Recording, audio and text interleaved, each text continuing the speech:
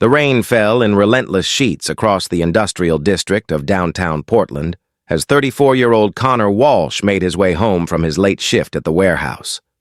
His work clothes were soaked through, and exhaustion weighed heavily on his shoulders after another 14-hour day loading trucks and managing inventory. As a single father to his 8-year-old son Tyler, Connor worked every available hour to keep their small apartment and put food on the table.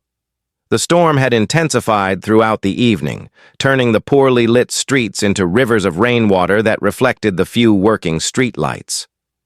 Connor pulled his jacket tighter and quickened his pace, eager to get home to check on Tyler, who was staying with their elderly neighbor Mrs. Chen while Connor worked the night shift.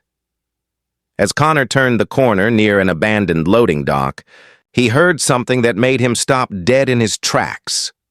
Over the sound of the pounding rain, he could hear crying. Not just adult crying, but the distinct, heartbreaking sound of a small child in distress. Connor peered through the downpour and saw two figures huddled against the side of a rusted shipping container. A young woman with long blonde hair sat on the wet pavement, holding a small child protectively in her arms.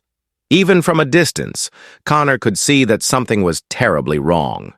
The woman's white dress was torn and stained, and she was rocking, back and forth in a way that suggested she was either injured or in shock. Every instinct Connor had developed as a father kicked in immediately. He approached carefully, not wanting to frighten them further, but needing to help. "Ma'am," Connor called out gently over the rain. "Are you okay? Do you need help?" The woman looked up at him with eyes that were wide with fear and pain. In the dim light from a distant street lamp, Connor could see that her face was bruised, with what appeared to be a cut on her lip and swelling around her left eye. The little girl in her arms, who could not have been more than 2 years old, was clinging to a small stuffed animal and crying quietly. "Please," the woman said, her voice barely audible over the storm. "Please do not hurt us. We do not have anything to steal." Connor felt his heart break at her words. This woman had been so badly hurt that she assumed any stranger approaching meant more danger. "I am not going to hurt you," Connor said, crouching down to make himself less intimidating. "My name is Connor. I live just a few blocks from here. You and your little girl are soaked and injured. Let me help you get somewhere warm and safe." The woman studied his face, trying to determine if she could trust him. Connor could see her calculating whether accepting help from a stranger was more dangerous than staying out in the storm with a severely injured child. "I have a young son myself," Connor added softly. 8 years old. "I know what it is like to want to protect your child above everything else. Please, let me help you." Something in Connor's voice or expression seemed to convince her. "My name is Elizabeth," she said quietly. "This is my daughter, Sophia. We do not have anywhere to go." Connor could see that Elizabeth was fighting to stay conscious. Her injuries appeared to be more serious than just facial bruising, and the little girl was showing signs of hypothermia from being out in the cold rain. "Elizabeth, I am going to call an ambulance," Connor said, reaching for his phone. "No!" Elizabeth said with sudden panic, gripping his arm. "Please, no hospitals, no police. He will find us." Connor understood immediately. This was a domestic, violent situation, and Elizabeth was terrified that seeking official help would somehow lead her abuser back to her and her daughter. "Okay," Connor said calmly. "No ambulance right now. But we need to get you both out of this rain. My apartment is 3 blocks away. It is not much, but it is warm and dry, and you will be safe there while we figure out what to do next." Elizabeth looked at her daughter, who was shivering uncontrollably despite being wrapped in her mother's arms, and made her decision. "Okay," she whispered. Connor helped Elizabeth to her feet, noting that she moved like someone with injured ribs or internal injuries. He offered to carry Sophia, but Elizabeth was not ready to let her daughter go to a stranger, even one who was trying to help them. The walk to Connor's apartment took 20 minutes through the flooding streets. Connor kept one protective arm. around Elizabeth's shoulders to help support her, while she carried Sophia and tried to shield the little girl from the worst of the rain with her own body. Connor's apartment was small and modest, but it was clean and warm.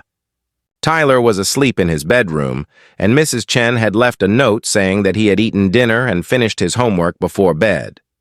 Connor quietly thanked God that his son was safe and sleeping peacefully, unaware of the crisis happening in their living room. "Let me get you both some dry clothes and something warm to drink," Connor said, leading Elizabeth and Sophia to the couch. "And then we need to take a look at your injuries." Connor found one of his oversized sweatshirts and a pair of sweatpants for Elizabeth and one of Tyler's smaller shirts that would work as a dress for little Sophia. While Elizabeth changed in the bathroom, Connor heated some soup and made hot chocolate, the kind of simple, nourishing food that he had learned to prepare during his years as a single parent.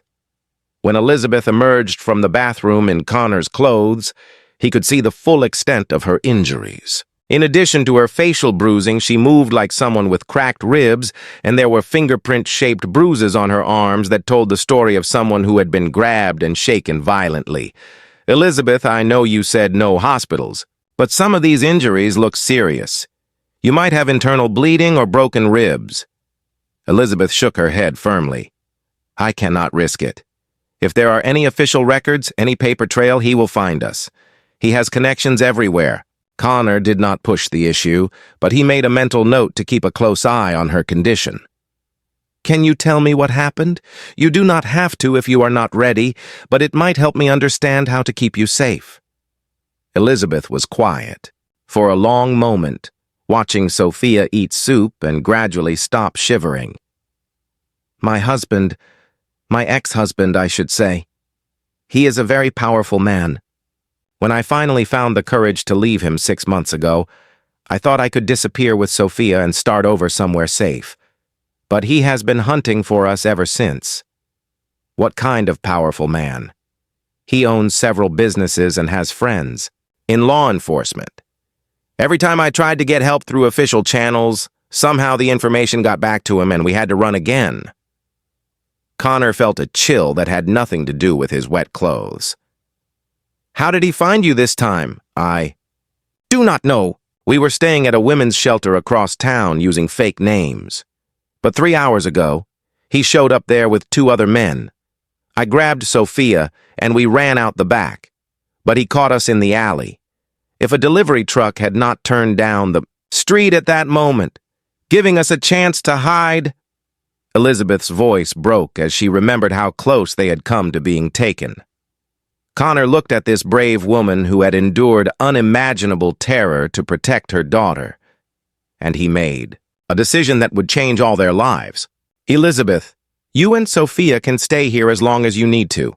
I know it is not much, but it is safe, and I promise you that no one will hurt you here."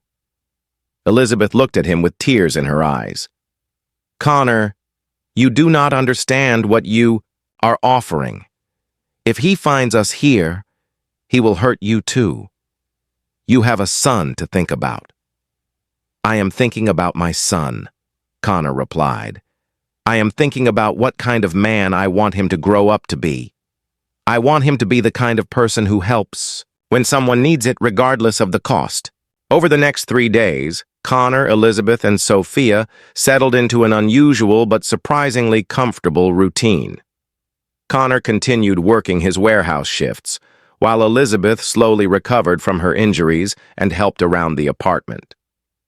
Sophia and Tyler became fast friends despite their age difference, with Tyler taking on the protective role of big brother.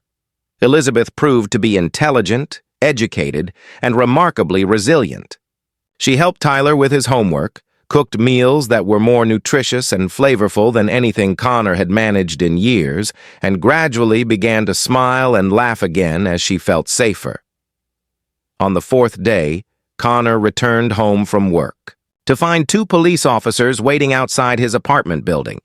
His first thought was that Elizabeth's ex-husband had somehow tracked them down, and he prepared himself to protect his unexpected family at any cost. "Mr. Walsh?" one of the officers asked as Connor approached. Yes, that is me. Is there a problem? We understand you have been providing shelter to Elizabeth Morrison and her daughter Sophia. Connor felt his stomach drop. How did you know that? The second officer stepped forward. Mr. Walsh, we need you to know that Elizabeth Morrison is not in any danger from her ex-husband. In fact, there is no ex-husband. Connor stared at them in confusion. I do not understand. Her injuries, her fear. Mr. Walsh, Elizabeth Morrison is the daughter of tech billionaire Robert Morrison. 3 weeks ago, she was kidnapped from her home in Seattle, along with her 2-year-old daughter. The FBI has been searching for them ever since. Her injuries are real, but they came from her kidnappers, not a domestic violence situation. Connor felt the world shift around him as he processed this information. She is Robert Morrison's daughter? Yes. The kidnapping was never made public because the kidnappers threatened to kill both Elizabeth and Sophia if any news of their disappearance was reported. Elizabeth escaped from her captors 4 days ago, but she has been too traumatized and confused to trust anyone, even law enforcement, the officer continued. She told her father that a man named Connor Walsh saved her life and has been protecting her and her daughter. Mr. Morrison would very much like to meet you. 2 hours later, Connor found himself in his own living room, but it felt like a completely different world. Elizabeth sat beside him on the couch. No longer the terrified refugee he had rescued, but still unmistakably the brave, loving mother who had protected her daughter at all costs. Connor, Elizabeth said, taking his hand. I am sorry I could not tell you the truth. I was not lying about being afraid or needing protection. I was just confused about who I needed protection from. The trauma of what happened made it hard for me to think clearly about what was real. Connor looked at this woman who had become so important to him and his son in just a few days. Elizabeth, I do not care who your father is or how much money your family has.